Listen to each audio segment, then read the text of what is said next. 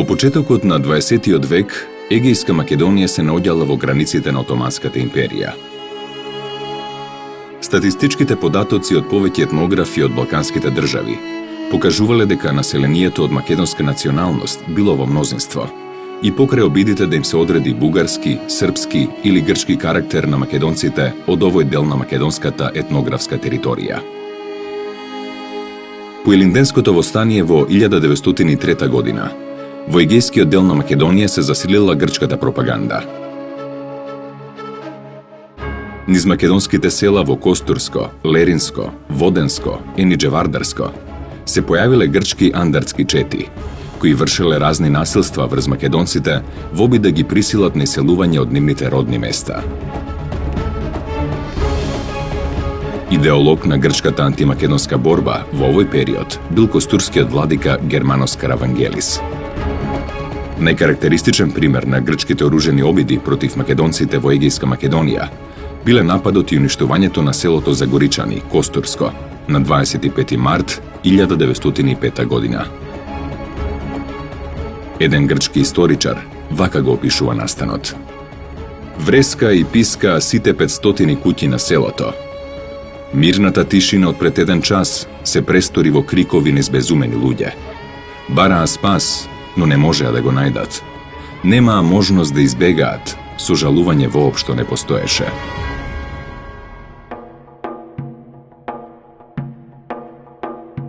Македонскиот народ во Егејска Македонија дал отпор против ваквите напади на грчките андартски чети.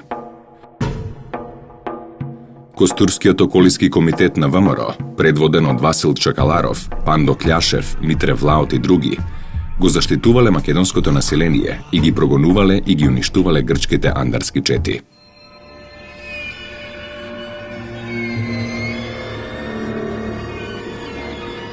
Пред почетокот на Балканските војни, Егејска Македонија представувала регион во кој најмногубројно било населението со македонска националност.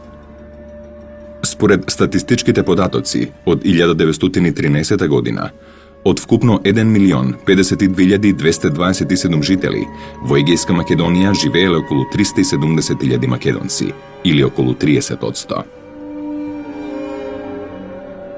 Состојбите започнале драматично да се менуваат за време на Балканските војни, 1912-1913 година. По Првата Балканска војна, овој дел од Македонија потпаднал под двојна власт. Западниот и централниот дел биле окупирани од грчката војска, додека источниот дел од Егејска Македонија со Драмско, Серско и Кавалско потпаднал под бугарска власт. Иако надежите и на македонците од Егејска Македонија биле свртени кон балканските сојузници, војните што се воделе на тлото на македонската земја не го решиле македонското прашање, туку предизвикале подолба на Македонија. Двојната окупација на Егејска Македонија се задржала до завршувањето на Втората Балканска меѓусојузничка војна и Букурешкиот мировен договор, кога целата територија на овој дел од Македонија влегла во рамките на грчката држава. Втората Балканска војна била особено трагична за егејскиот дел на Македонија, бидејќи тогаш грчката држава го започнала систематското етничко чистење на македонците. Репресалиите и зверствата на грчката војска врз македонците биле особено ужасни во околината на Кукуш, Серес и другите населени места во источниот дел на Егејска Македонија за време на Втората Балканска војна во 1913 година. Меѓународната Карнегиева комисија, која дошла да ја испита состојбата во Македонија, секојдневно констатирала убиства, грабежи и силувања од страна на грчката војска, кои имале за цел да ги принудат македонците да се иселат од своите вековни родни огништа. Еве што изјавил еден жител на Кукуш за Карнегиевата комисија по повод овие трагични настани. Меѓу 2 и 3 часот попладне пристигна грчка коњица, веројатно 300 коњаници со офицери. Жителите излегоа да ги пречекаат со бело знаме и со свештеникот на чело. На околу 120 души од селото им беше речено да одат да се грижат за коњите на коњицата. Тие луѓе исчезнаа и од нив не можеше да се најде никаква трага. Таа вечер жените, и тукашните и бегалките, беа сите силувани, често повеќе пати. Жените и девојките ги соблекуваа и ги претресуваа за да најдат пари. самиот видов многу силувања. Тоа се правеше повеќе или помалку јавно, понекогаш во куќи, но понекогаш и во полето и на патиштата. Злосторствата на грчката војска ги обелоденија и писмата на грчките војници што паднаа во рацете на бугарската војска. Ние ги изгоревме селата како што ни беше заповедано. Ги убивавме младите, се велеше во едно писмо. Тоа што го правиме е неописливо. Тоа е една касапница и Господ знае до каде ќе стигнеме, се велеше во едно друго писмо. Во периодот на Балканските војни грчките војски запалија 160 населени места, разурнаа расцутени македонски градови, Укуш, а 16.000 македонци побараа спас во Бугарија. Оваа политика доби посебен интензитет во Првата светска војна.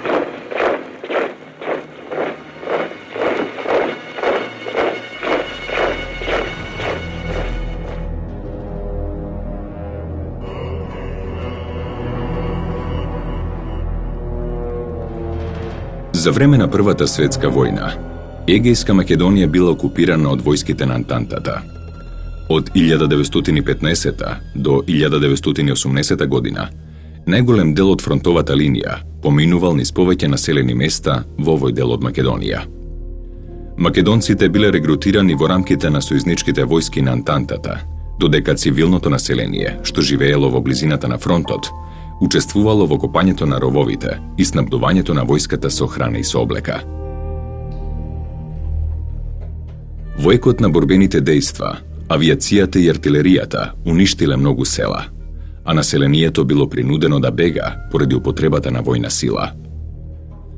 Во потегот на фронтот каде што била стационирана српската војска, контрачетниците на Јован Бабунски извршиле голем број насилства врз македонците под обвинение дека се соработници на војските на централните сили. Кон крајот на војната, кога било известно дека ќе се прекројуваат нови граници помеѓу европските народи, анкетите што војно-политичките фактори на Антантата ги спровеле во Егејска Македонија, покажувале дека македонците барале конституирање на автономна или независна македонска држава во незините етнички и географски граници.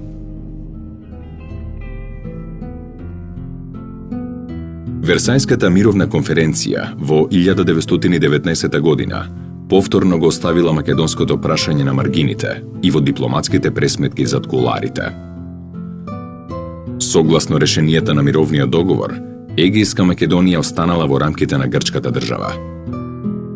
Грција, соочена со фактот дека овој дел на Македонија има македонски етнички карактер, решила да преземе низа дипломатско-политички мерки што ќе ја променат ситуацијата.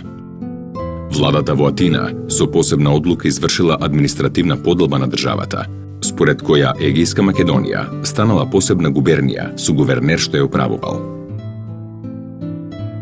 Покрај тоа, грчката влада, врз основа на членот 56 од Нејскиот мировен договор, на 27 ноември 1919 година со Бугарија склучила така наречен договор за доброволна размена на населението помеѓу двете држави. Овој договор предвидувал иселување на македонци од Егејска Македонија во Бугарија, со што тие трајно го губеле правото да се вратат во своите родни места. Од друга страна, грчката држава и го признала правото на Бугарија, ова население да го нарекува бугарско, со што владата во Атина сакала да го негира македонскиот етнички карактер на Егејска Македонија. Согласно договорот за доброволна размена на население, во краток временски период од Егејска Македонија во Бугарија били иселени околу 30.000 македонци. И кога на тоа се додала бројката на македонците што ја напуштиле Македонија под грчка власт и побегнале во Бугарија по Балканските војни, статистичките податоци покажуваат број од околу 86.000 македонци, што трајно заминале од овој дел на Македонија од 1913 до 1928 година.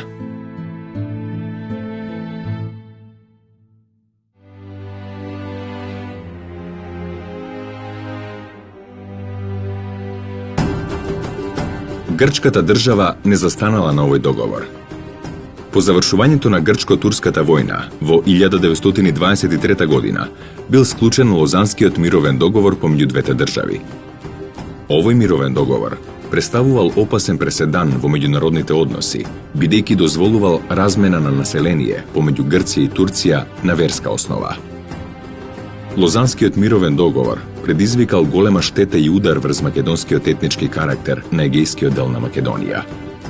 Согласно договорот, од територијата на Егејска Македонија били иселени околу 40.000 македонци муслимани во Турција, додека од Турција во Егејска Македонија биле колонизирани околу 565.000 жители, што биле со христијанска вероисповед и со различна националност. Македонскиот народ доселените колонисти ги нарекувал маџири. Најголем дел од колонистите бил населен во Солунско, Серско, Кавалско и во Драмско. Грчката држава му дала големи привилегии на оваа категорија население, при што тоа ја добило и неплодната земја за обработка за сметка на македонците. Грчката колонизација на Егејска Македонија ја променила националната структура на населението во овој дел на државата. Македонците сега станале втор народ по бројност.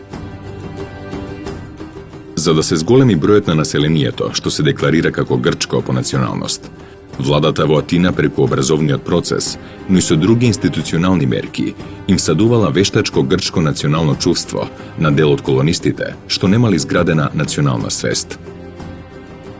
Но и покрај тоа, македонците и понатаму останувале компактен национален елемент во неколкуте околии на Егејска Македонија, каде што биле повеќе бројни од грчкото и од маџирското население. Костурско, Воденско, Леринско, Мегленско, Ениџевардарско, Кајнларско. Во средината на 20-тите години и покрај преземените мерки за денационализација и асимилација на македонците во Егејска Македонија, централната грчка власт се уште не се чувствувала сигурно во северниот дел од својата држава. За да се негира македонскиот национален карактер на овој дел од државата, во 1924 година Грција повторно склучила договор со Бугарија на ниво на министри за надворешни работи, кој е познат како договор Калфов-Политис. Со овој договор, грчката држава ги прогласила македонците од Егејска Македонија за бугарско национално малцинство.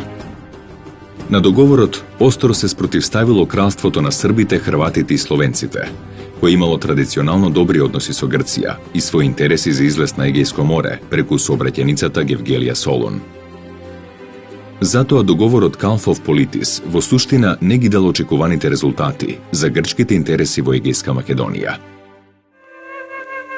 Се забрануваше македонскиот јазик во меѓусебната човекова комуникација, меѓу родителите и децата, меѓу селаните, на свадби, седенки или на погребни ритуали. Македонскиот јазик и македонскиот збор се забрануваа преку усмената и писмената нарација, преку песната, орото, уморот и така натаму. Прекршувањето на оваа забрана повлекуваше казна од морално и психичко малтретирање, плукање в уста, свирепо тепање или пободување на јазикот со игла за секој изговорен македонски збор. Словенското писмо и сите црковни надписи беа отстранети, а пронајдените црковни или лаички словенски книги се уништени, како во периодот на панариотското средновековје. Упорноста во тој однос беше толку голема, што случајно заборавените словенски црковни надписи беа отстранети и по 20 или 30 години.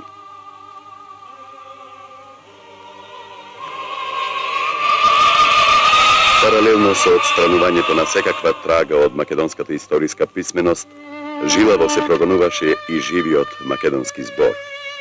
Разни националистички банди ги крстосуваа македонските села, го малтретираа и го убедуваа македонското население да зборува само на грчки, доколку сака да го види утрешниот ден.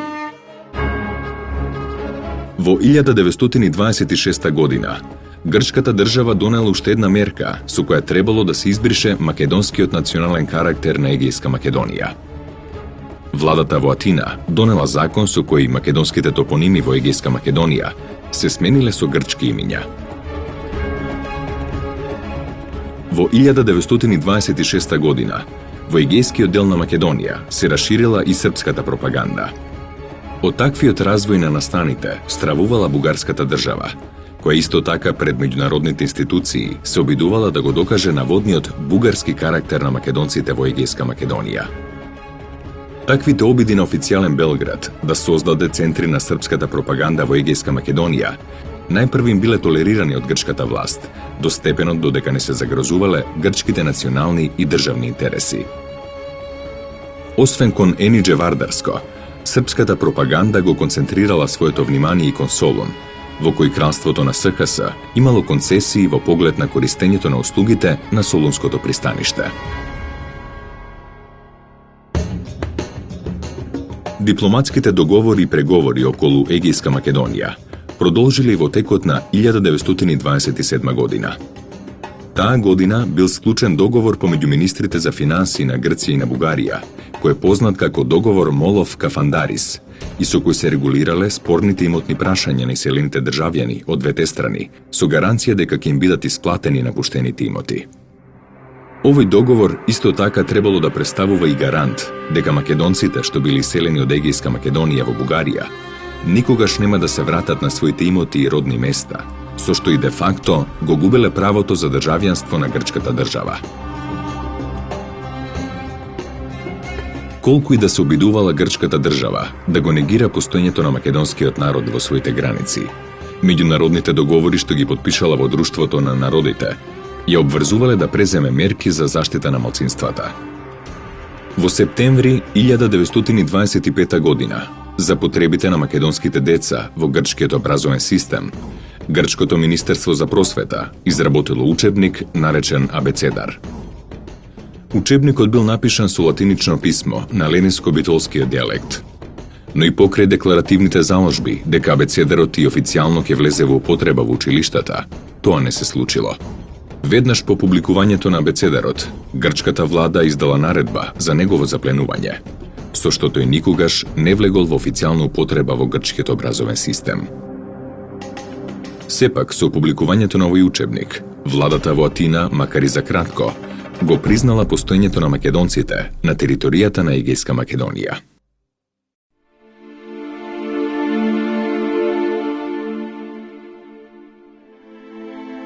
Поради систематската асимилација и денационализација и репресивните мерки на грчкиот режим во Егејска Македонија, македонците започнале да се организираат за одбрана од целосното етничко чистење што им се заканувало.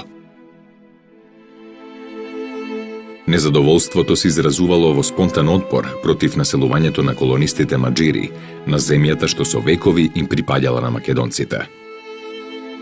Организираната форма на отпор била преку поддршка и гласањето на изборите за антирежимските политички партии, што го признавале постоењето на посебната македонска националност во Егејска Македонија. Тоа била Комунистичката партија на Грција, која имала најголема поддршка токму во северниот дел на грчката држава, каде што македонскиот етнички елемент бил во мнозинство. КПГ до 1935 година сметала дека македонското прашање треба да се реши со создавање обединета и независна македонска држава во низините етнички и географски граници. Во печатениот орган на партијата Ризоспастис секојдневно излегувале статии во кои се нагласувале посебноста на македонскиот народ и неговото право за државност и за самостојност. Сега кога владее капитализмот, не се определуваме да се бориме само за автономија, која значи поддржување на националното угнетување. Ние не сме автономисти. Паролата за автономија во границите на грчката држава е парола што сака да ги излаже масите. Ние сме за признавање на правото на независност, се до државно цепување. Поради ваквата политика и ставови, грчките режимски партии ја обвиниле КПГ дека е предавничка и дека се залага за отцепување на Егејска Македонија од границите на грчката држава.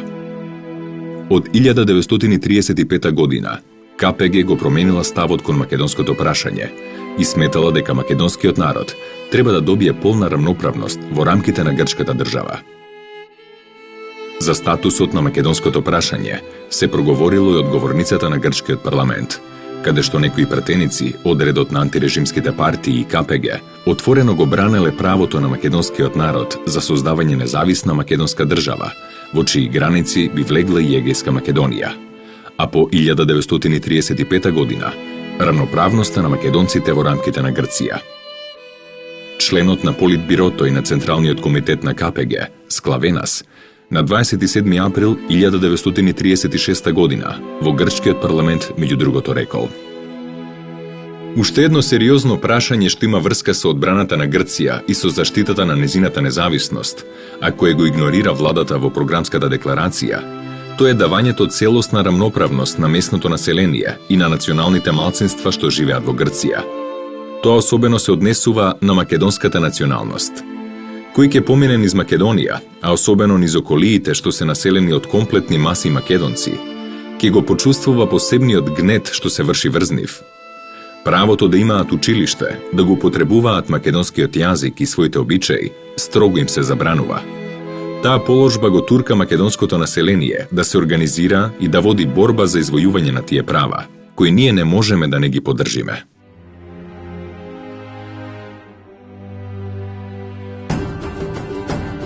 Во 30-тите години, на територијата на Егејска Македонија се формирала и организацијата ВМРО Обединета, која била поддржана од КПГ.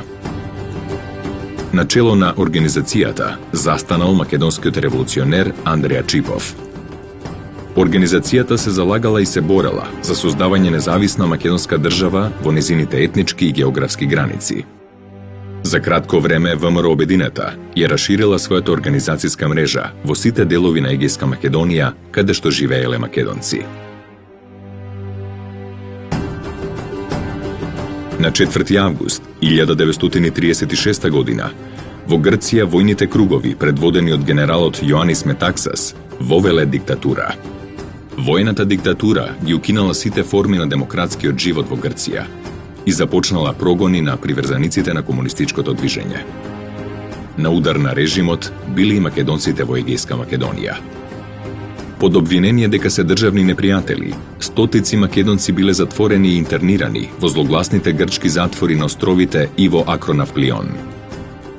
Метаксасовата диктатура строго го забранила зборувањето на македонскиот јазик, дури и во приватниот живот, зашто следувале драконски казни што имале цел да создадат страв кај македонците. Во 1938 година бил донесен и посебен закон со кој се забранувало зборувањето на македонскиот јазик на територијата на Грција.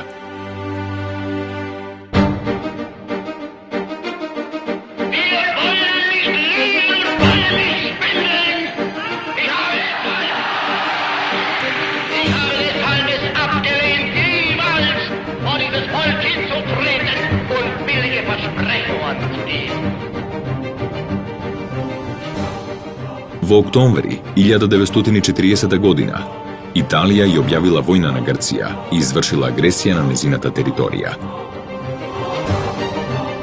Со почетокот на борбените дејства, незагрозена била територијата на Егејска Македонија, бидејќи во тој дел на грчката држава поминувала линијата на фронтот. Соочени со новата опасност, македонците од Егејска Македонија активно учествувале во одбраната на грчката држава од италијанската агресија, но главен мотив била одбраната на македонските населени места од уништување, а не лојалноста кон режимот, кој со недоверба гледал на целото негрчко население. Според статистичките податоци, за време на грчко-италијанската војна, околу 80.000 војници во грчката армија биле регрутирани од територијата на Егејска Македонија, и повеќето од нив по националност биле македонци.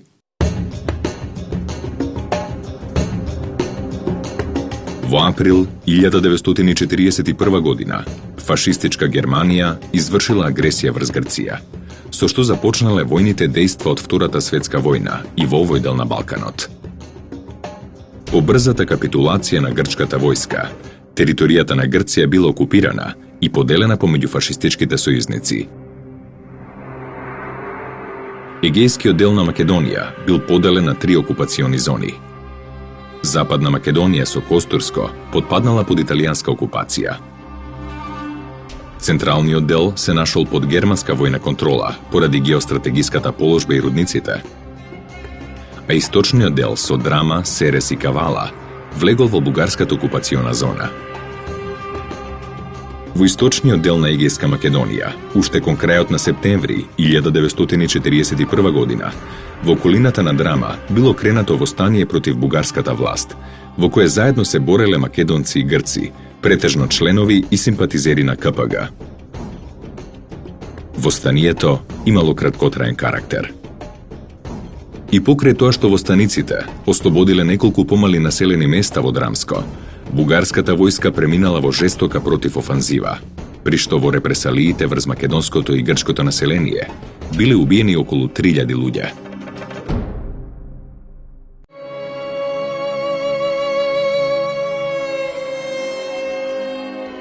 Во текот на 1941 и 1942 година, македонскиот народ во Егејска Македонија започнал организирано да се бори против новата окупација. Во повеќе делови на Егејска Македонија биле формирани партизански одреди и групи, што се бореле да го заштитат македонското население од етничкото чистење што го започнале грчките националистички и фашистички организации ИВЕ и ПАО. Од друга страна, тактизирањето на КПГ и на Грчката национално-ослободителна војска ЕЛАС со македонското прашање овозможило во некои делови од Егејска Македонија, пред се Костурско, да се расшири бугарската пропаганда. Македонските војно-политички раководители на НОТ во Егејска Македонија побарале од раководството на ЕЛАС да им се дозволи формирање самостојни македонски партизански одреди со македонски раководен кадар и македонски национални обележја, што представувало услов за соработка. Најзначајна личност во НОВ и во антифашистичкото движење во Егејска Македонија во овој период бил македонскиот револуционер Лазо Трповски. Во октомври 1943 година бил формиран Славјено-македонскиот народно-ослободителен фронт, СНОФ, како политичка организација на македонците во Егејска Македонија, кој како главна задача си ја поставил мобилизацијата на македонското население во борбата за ослободување од фашистичкиот окупатор и правото на самоопределување на Егејска Македонија по завршувањето на војната. СНОВ успеал да постигне најдобра организацијска поставеност во Костурско и во Леринско. Во весникот Славјано-македонски глас, кој бил печатен орган на СНОВ, биле објаснети основните начела на оваа македонска организација. СНОВ е единствената народно-ослободителна организација што ќе ги исполни националните и социјалните барања на македонскиот народ. СНОВ е новата ВМРО на македонците, која ќе го доведе до крај делото на Илинден. Во април 1944 година, раководството на КПГ донело одлука за расформирање на СНОВ, пред се поради преговорите што комунистите ги воделе со грчките десничарски политички партии за формирање коалициона влада. Во 1944 година дошло до разгорување на оружените борби во Егејска Македонија. НОТ формирало неколку поголеми вооружени формации – Воденскиот батаљон и Костурско-Леринскиот батаљон. Овие две единици заедно имале околу 2000 партизани, што биле од македонска националност. Како најзначајни војно-политички раководители на НОТ во Егејска Македонија во овој период се истакнале Паскал Митровски, Михаил Керамичиев, Наум Пејов и други македонски револуционери. Поради несогласувањето со наредбата на ЕЛАС за расформирање, двата македонски батаљони се повлекле во Вардарска Македонија и ги продолжиле борбите во содејство со НОФ и ПОМ. Од борците на двете единици, во ноември 1944 година, во Битола била формирана првата егејска ударна бригада, која учествувала во завршните борби за ослободување на Македонија. Во текот на Втората светска војна, македонците во Егејска Македонија уште еднаш се нашле исправени пред нов бран на етничко чистење. Под обвинение дека се соработници на антифашистичкото движење, окупаторските војски и грчките фашистички организации уништиле голем број населени места со македонци. Грабежите, убиствата и силувањата на македонските девојки и жени биле секојдневна појава од 1941 до 1944 година. Најкарактеристичен пример на такво злосторство била трагедијата во македонското село Катраница, на падините на планината Каракамен, во април 1944 година, кога фашистичката војска запалила околу 1000 куќи и убила 640 жени, деца и старци. Еден борец на Елас од ова село, очевидец, ги опишал трагичните настани. Цели 9 дена над нашето село лебдеше смртта. Луѓето ги чувствуваа незините студени крила. Од самото селско ритче, кога влеговме во селото, се чувствуваше одвратна миризма на трупови и на сите очите ни се насочија кон малата чистина, каде што беа нафрлени купишта од трупови. Страшна смрдеа, дури задушлива. На 7-8 места труповите беа нафрлени еден врз друг. На едни главите над нозете, на другите обратно. Купишта меса, коски и засирена крв, страшна кланица на мажи, жени и деца.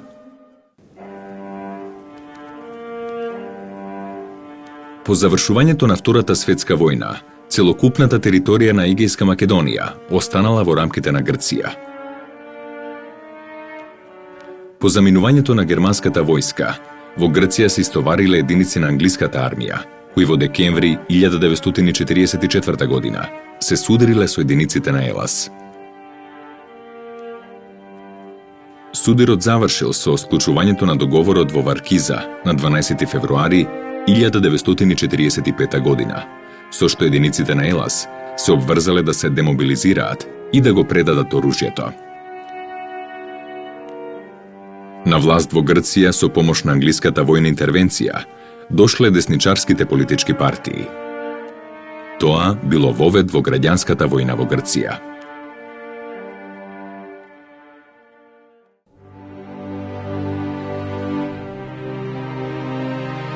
Во Егејска Македонија, војната во 1945 година во суштина и не престанала. Грчката десничарска влада и англиските интервенционисти го насочиле својот терор кон македонскиот народ. Низ македонските села крстосувале грчките вооружени банди, кои вршеле убиства и со сила го принудувале македонското население да се иселува од своите вековни живеалишта.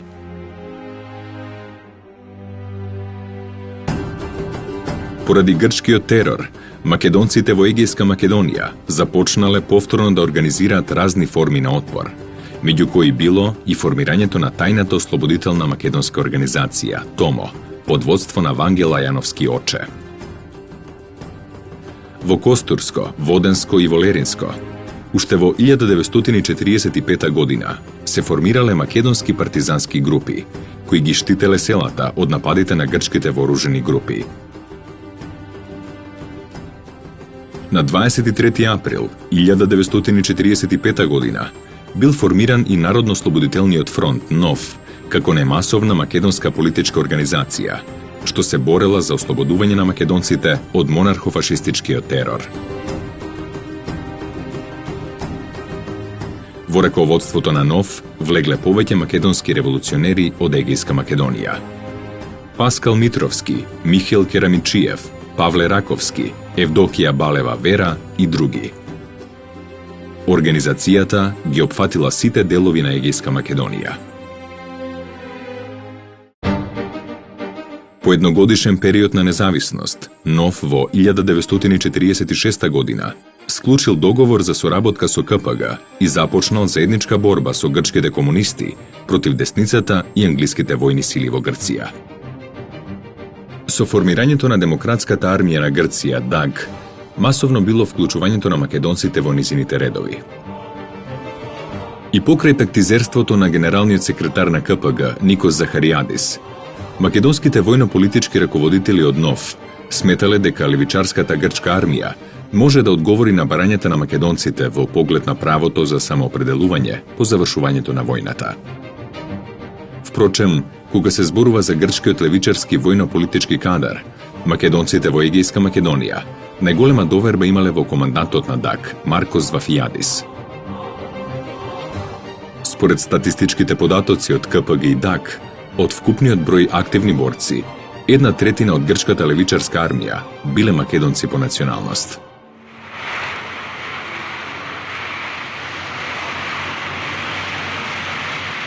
Во историската пресметка меѓу републиканските и монархистичките сили во Грција, македонците масовно учествуваа на страната на републиканските сили. Од околу 35.000 војници на демократската армија на Грција, околу 15.000 беа македонци.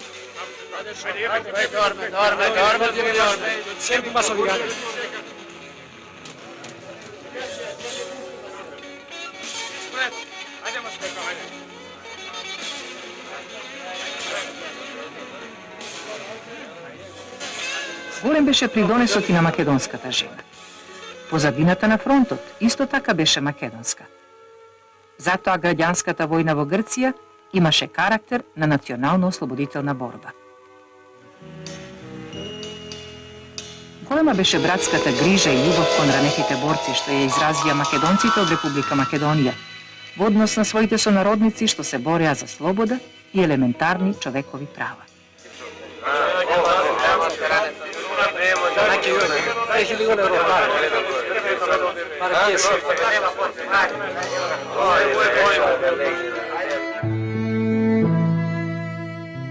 Во текот на 1947 година, во западниот и во северозападниот дел на Егејска Македонија, Даг успеала да создаде поголема слободна територија.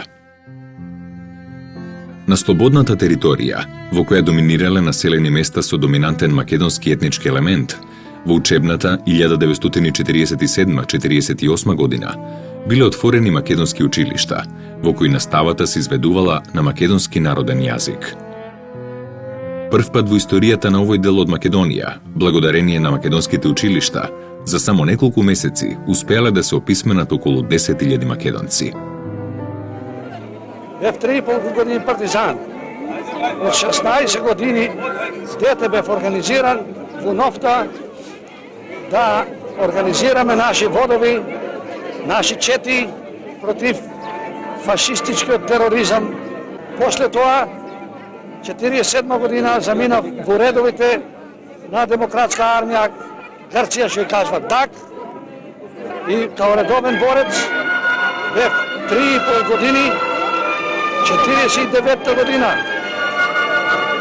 Во јули, дека се изгубне нашата револуција, пристигнав во Републиката во Македонија.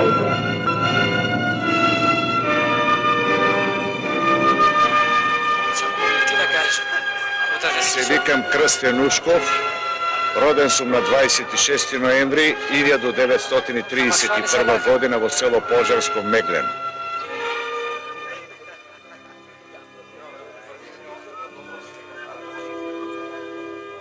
И јас на возраст, од прилика на мојот син Кристијан, некаде на 14,5 години се одлучив и пристапив во партизаните во 2 баталјон на Нов на секторот кај Макчеван. Јас сум Наум Абов од село Баница, Леринско, Егејска Македонија. Сум учесник во демократската армија на Грција и тоа во редовите на Кајмакчеван, во единицата на Тануров, која беше диверзантска при бригадата, таа е 24-та. При нападот на грците монархофашисти бев тешко ранет. Другарите ме одвлекоа во партизанската болница во Кајмакчеван и по 2 дена бевме префрлени во територијата на Социјалистичка република, тога и Народна република Македонија, во Југославија, во болнички коли не пренесоа во болницата Есеново. Мислите ми се вратија пак во Егејот.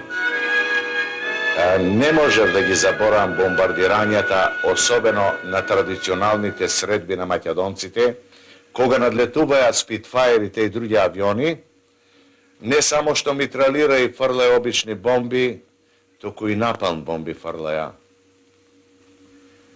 Ги фрлаја со цел да убијат, а уште повеќе да заплашат и да го растерат македонскиот народ од својата родна грудка.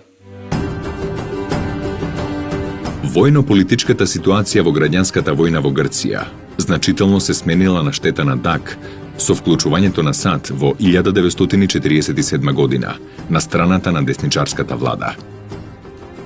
Пролета 1948 година, пред завршните пресметки од војната, ДАК и КПГ организирале голема евакуација на македонските и на грчките деца од регионите каде што требало да се водат поголеми војни операции.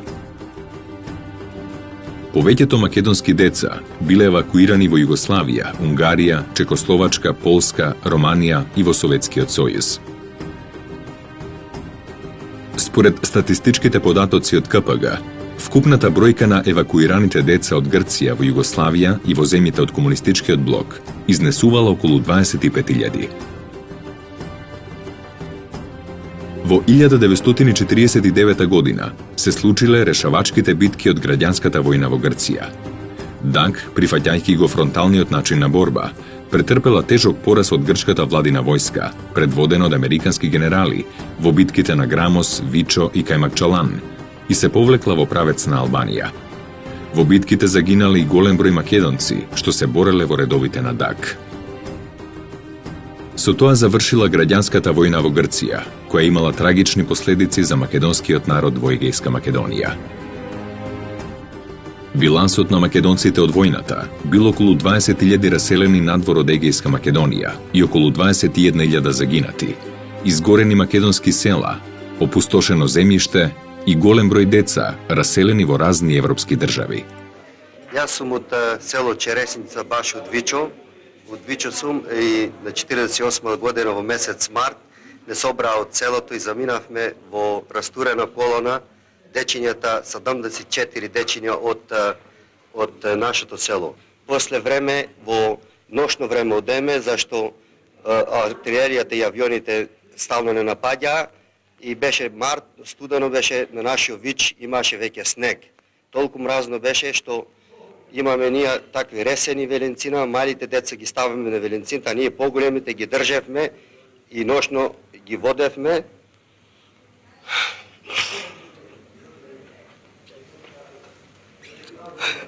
Извинете.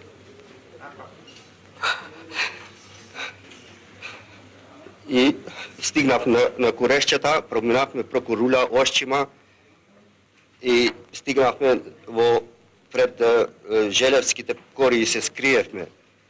До тоа време нашите мајки беа со нас. На Јаска, комајка што му бе, пак ќе му се најде денес комајка, задно бегано. Повеќе не ќе може говори, нека го почне. Во Женево спавме една вечера и на раното кога се разбудивме, нашите мајки не беа таму. Нашите мајки одма заминаа за фронтот. Во Желево се оделиме со мајките. Да. И после Желево заминавме за Преспа. Поминавме преку Лак и Герман и во Љубојно се собравме. Таму бевме скоро една неделја, повеќе од една седмица седевме и од таму се префрливме за Битоля, а после од Битоля со возови се пренесовме во Унгарија. Во таа немирна година, пред налетот на фашисоидниот бес, река од иземоштени мајки со деца, деца без родители, како и млади девојчиња и момчиња, полуголи, изгладнети, жртви на граѓанската војна на Грција, зачекорија на најдолгиот пат на животот, далеко од родниот крај. Во душата на секој дете од овој дел на Македонија ќе остане едно време како неизбришлива приказна во разделба. Моето име е Александар Петличков. Јас сум роден во село Був, сум еден од децата бегалци. Дојдовме во Југославија во 48 годината и од 48 годината се до 57 бев во домовите во Црквеница и Валандово, а 57 годината заминавме за Канада, кои останавме се до денес во Канада и живееме со македонците во Канада. Јас сум Јанкуловска Елена. Родена сум во Грција. 9 годишна бев кога отидов во Маđарска. Таму завршив школа Кога се вратив во Југославија, бев 17 годишна девојка. Јас се викам Бачева Димана и јас сум од децата бегалци од Егејскиот дел на Македонија. Немав година дена кога ме испратија со децата во домовите. Јас бев во Социјалистичка република Руманија, каде што израснав до својата 10-та година, се вратив во Југославија, тука се завршив средна школа и се омажив, сега сум мајка на 2 деца. Дојдена сум од Полска 57 година. Завршив во Полска, во Катовице, во Хожов. Во 57 на 22 август дојдовме овде во Скопје преку Црвен крст.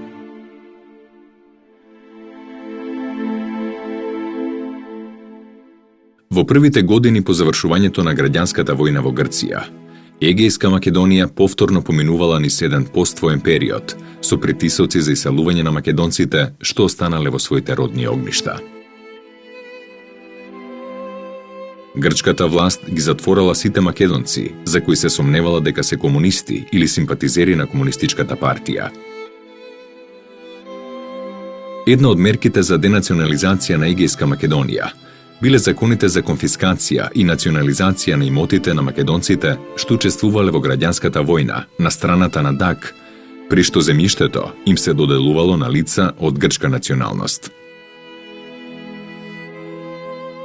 Во годините што доаѓале, речиси сите грчки влади донесувале законски акти со кои се потврдувало дека конфискуваната земја на раселените македонци повеќе не може да се врати во законско владение на незините поранешни сопственици.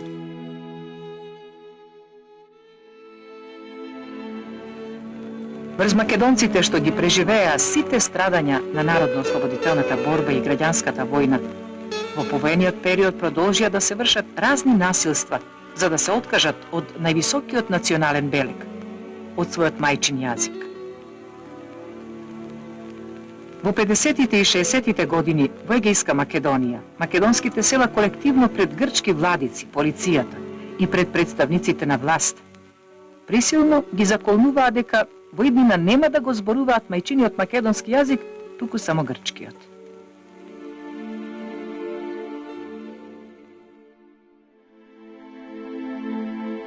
Во 1972 година бил донесен декрет, а во 1975 година и нов устав во Грција, со кој понатаму земјата на македонците што ја напуштила Егејска Македонија била под закрила на државата.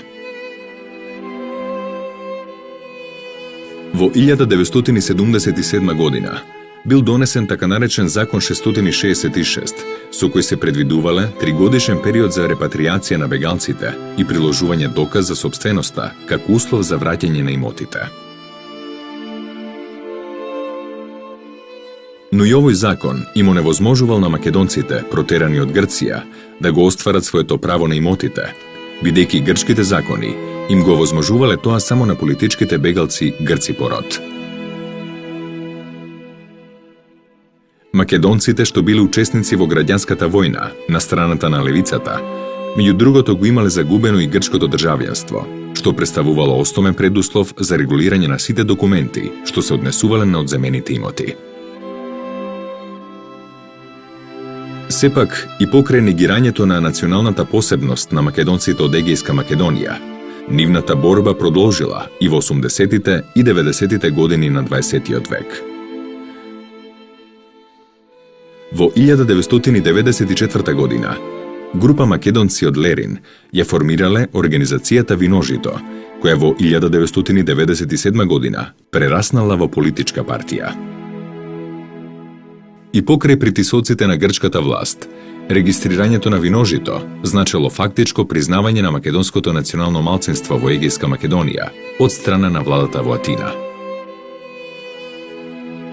Првата македонска политичка партија во Грција побарала признавање на македонското национално малцинство од страна на атинската влада, укинување на забраната за влегување и репатријација на македонските политички бегалци во Грција, како и правото за непречено негување на македонскиот национален и културен идентитет на македонците во рамките на грчката држава.